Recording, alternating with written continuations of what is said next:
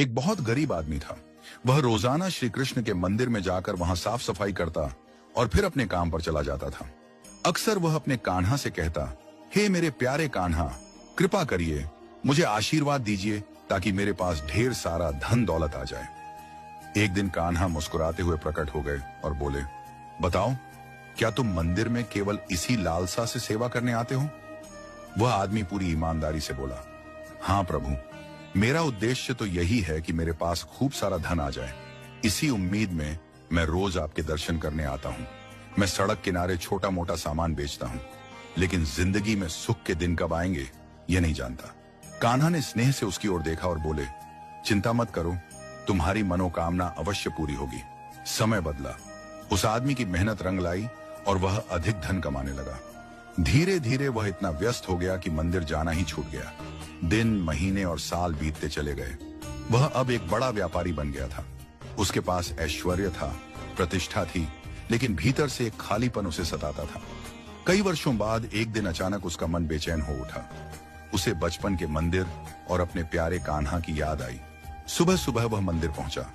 मंदिर की टूटी हुई सीढ़ियां, जर्जर दीवारें और शून्य सा वातावरण देखकर उसकी आंखें नम हो गईं।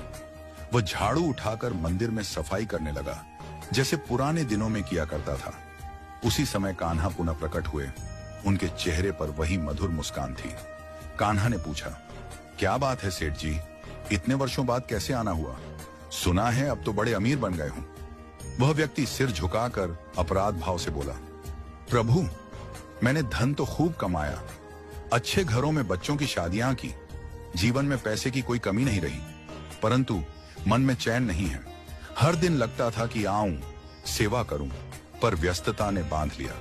अब समझ में आया कि असली सुख तो आपके चरणों की सेवा में ही था। कान्हा मुस्कुराए और बोले, पर तुमने कभी मन की शांति मांगी ही कब थी? जो मांगा था वह तुम्हें मिल गया। अब यहाँ किस लिए आए हो? यह सुनकर उसके नेत्रों से अश्रुधारा बहने लगी। वह कान्हा के चरणों में गिर पड़ा और बोला, प्रभु, अब मुझे कुछ नहीं चाहिए, बस मुझे अपनी सेवा में लगा लीजिए। आपके चरणों की धूल भी मेरे लिए अब संसार के सारे धन से बढ़कर है।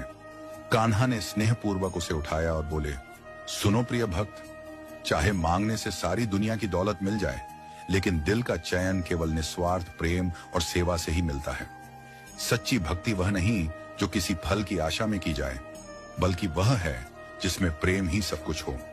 उस दिन से वह व्यक्ति अपना जीवन बदल चुका था। अब वह रोज मंदिर आकर सेवा करता, भजन गाता और परम आनंद में लीन रहता। धन भी था, लेकिन अब वह उसके जीवन का उद्देश्य नहीं था।